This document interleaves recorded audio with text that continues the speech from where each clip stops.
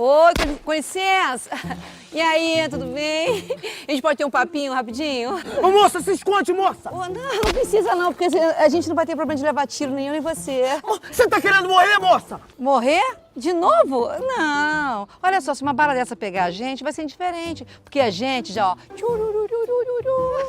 Sacou? Cadê esse menino?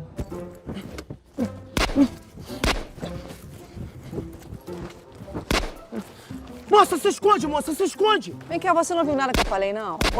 Ô, moça, você tá querendo tomar um tiro, moça? Sai daí!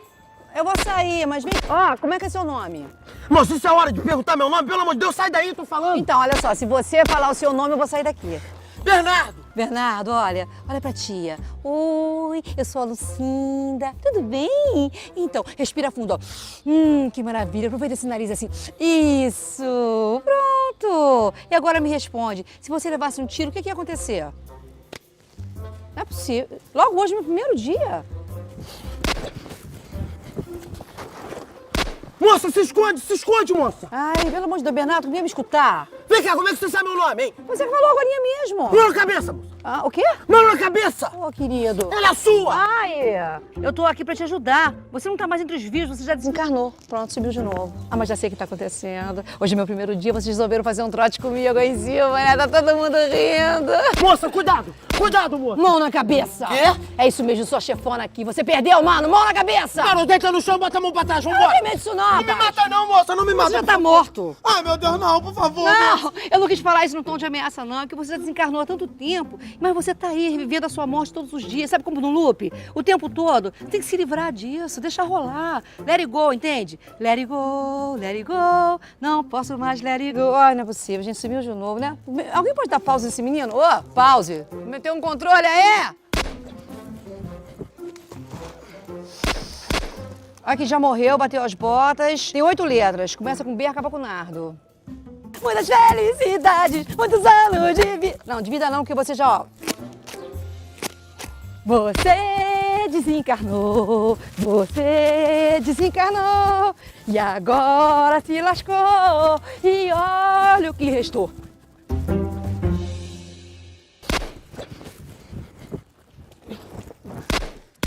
Cuidado, moça, cuidado. Ai, eu vou desistir de você, Bernardo. Não tá dando mais não, vou pedir ajuda. Cuidado, moça!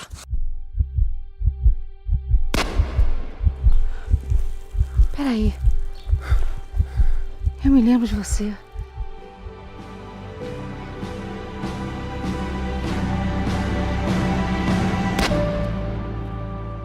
Você me salvou. Eu me lembro. Já tem tanto tempo. Corre, menina, corre que eu levei um tiro. Não se preocupa. Eu vou te levar pro hospital, vai ficar tudo bem.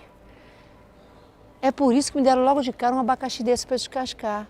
Não era um trote, era um presente. Abacaxi? Oh, não, desculpa, não foi isso que eu quis dizer não, forma de falar, tá? É que meu primeiro dia como mentora, me deram um pudim delicioso.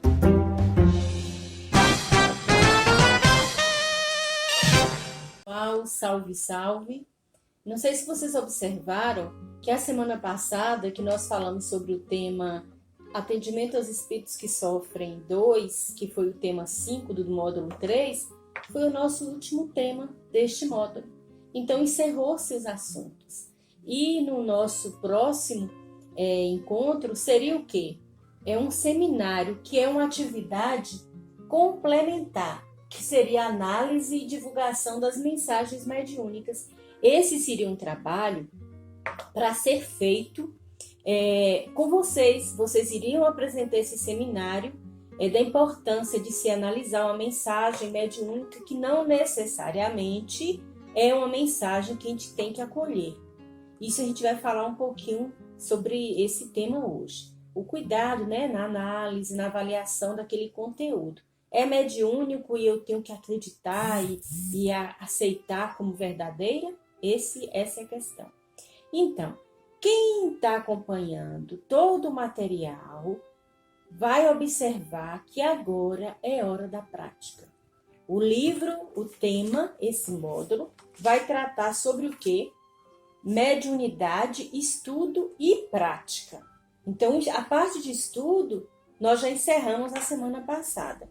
Então, como eu falei, hoje nós entraremos já na prática com um seminário feito por vocês. Como nós não estamos ainda trabalhando de forma presencial, nós vamos tentar dar uma introdução e eu vou sugerir para vocês pesquisarem sobre o assunto e depois a gente conversar quando nos reunirmos presencialmente. Vocês vão ter tempo de fazer uma pesquisa sobre o tema. Tem várias opções, eu vou dar algumas sugestões de livros para vocês pesquisarem e quando nos encontrarmos, discutirmos sobre o assunto.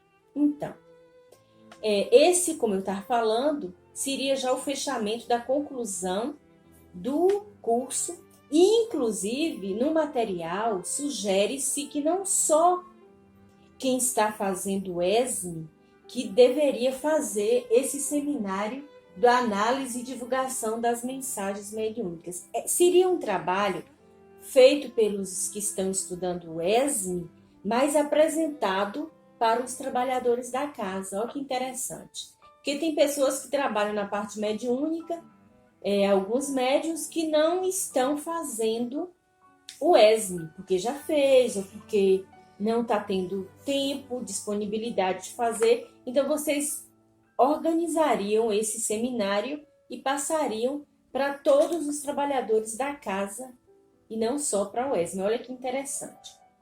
O tema por si só já nos convida a uma reflexão, que em se tratando de mensagens mediúnicas, há que ter uma necessidade de analisar todas as mensagens recebidas, vendo a coerência daquela mensagem. E principalmente é preocupante em termos de divulgação, porque muitos falam assim, foi uma mensagem psicografada. Como se os espíritos, por estar lá no plano espiritual, não tem falha, não tem erro.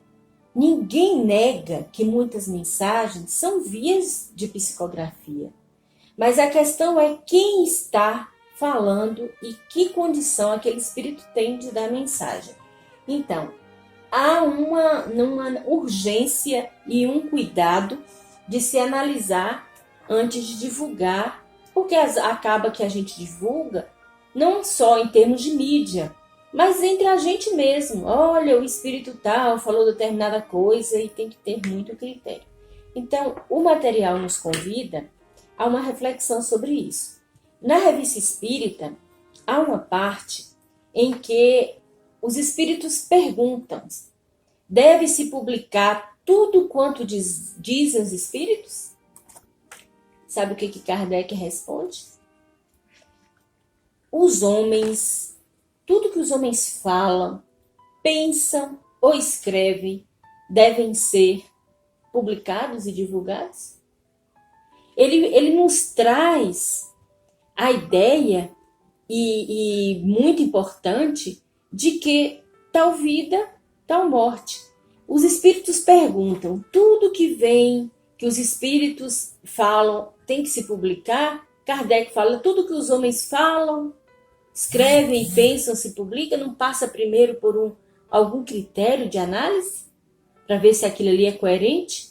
Isso quem diz é Kardec, então ele nos convida a entender que desencarnar não muda nossas qualidades e aptidões.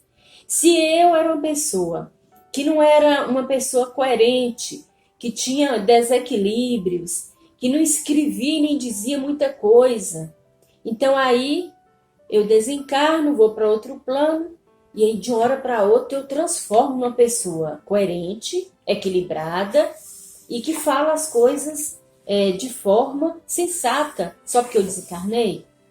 Então temos que ter esse cuidado, porque tal vida, como eu falei, tal morte. E nossas qualidades, elas não se transformam de uma hora para outra em qualidades perfeitas e maravilhosas por conta da morte. E nem nossas condutas. Muitas vezes a gente vê homenagens, assim, falas de pessoas que não era bem aquilo que ela vivia. Então, as pessoas colocam num altar, numa imagem que não corresponde àquilo que a pessoa falou e fez. Nós temos que ter muito cuidado, porque nós sabemos que nada é mágico e nada acontece assim de forma instantânea essa mudança. Há alguns que aqui na Terra cometeram muitos equívocos e que realmente hoje modificaram. Nós temos o maior exemplo, foi quem? André Luiz. André Luiz aqui na Terra, ele mesmo relata a sua vida, a sua conduta, e de repente, quando ele vai para a erraticidade, o plano espiritual, ele começa a estudar, ele se esforça, mas não foi rápido, não foi uma coisa, sabe, de uma hora para outra. Ele foi para o plano espiritual e buscou melhorar. Ele fez o dever de casa lá no plano espiritual, entendeu? Então, a gente tem que ter essa análise nessas mensagens. E o mundo invisível é composto de todos os graus de conhecimento. É isso que a gente tem que entender. Se aqui na Terra existe ignorância, existe gente com moralidade e imoralidade, existem pessoas com conhecimento, existem pessoas com ignorância, existem pessoas... Tem todo tipo de nível de pessoas aqui na Terra. No plano espiritual é a mesma coisa. As pessoas continuam com todas as suas condutas e comportamentos que tinham aqui na Terra. Não é uma coisa que a morte por si só modifica. Essa é a questão. Então, o que o Kardec nos convida? A analisar tudo com lucidez, o teor da mensagem. Essa mensagem diz alguma coisa? Qual o teor dela? O que ela quer me dizer? E que tipo de linguagem? Porque nós sabemos que os espíritos embusteiros, enganadores, eles até começam a mensagem, meus queridos irmãos, sabe, com um jeito assim de que quer dizer algo, mas no final eles vão desviando. Então você tem que analisar do início, meio e fim, o tipo de linguagem que utiliza, o sentido daquela mensagem. E que nós temos que ter muita vigilância e muito cuidado. Kardec ainda nos diz da necessidade de não aceitar cegamente tudo quanto vem do mundo oculto e submeter a um controle severo. Que nós não temos que aceitar tudo, que nós não temos que acatar tudo. É aquela velha frase de passar tudo pelo crivo da razão. Analisar de forma crítica, verificar se aquilo ali realmente merece ser divulgado, falado, acatado como uma verdade. Hermínio de Miranda, ele já nos convida a estudar sobre o tema, porque é um tema delicado, que as pessoas às vezes têm um amigo que diz que faz psicografia ou recebe muitas mensagens e de repente a gente fica, será que eu gosto tanto dele, ele é uma pessoa tão boa, ele não ia fazer isso. Não é por intenção. Ele realmente recebeu a mensagem via mediúnica, mas tem que saber se João é João mesmo e não Pedro. Porque às vezes usa certos nomes para vir como uma credibilidade.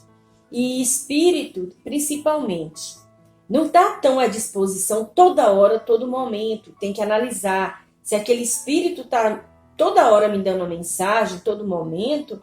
Será que aquele irmãozinho está com tanta necessidade de tantas mensagens? Será por quê? Tem um pouco de vaidade, de orgulho nisso aí? São questões que a gente tem que analisar.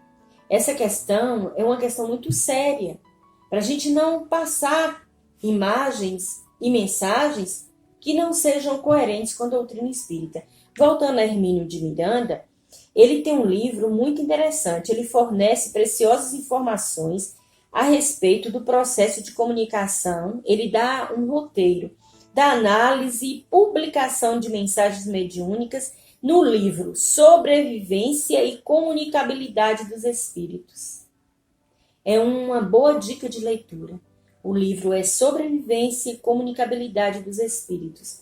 É recomendado, em especial, a leitura integral do excelente capítulo 1, do qual tiramos essas informações. Ele fala que nós temos que ter muito, muito cuidado, porque a força que vem as mensagens no processo de uma comunicação de psicografia faz com que a pessoa se empolgue. Ele recomenda no capítulo 1 isso, que tenhamos muito cuidado com a quantidade de mensagens que vem. E ele diz também assim, as baterias da publicidade moderna criam essa necessidade de ter muitas mensagens, os meios de comunicações modernos, pela rapidez que tudo chega, e que o impacto da mensagem publicitária sobre as massas humanas está na razão inversa de sua seriedade.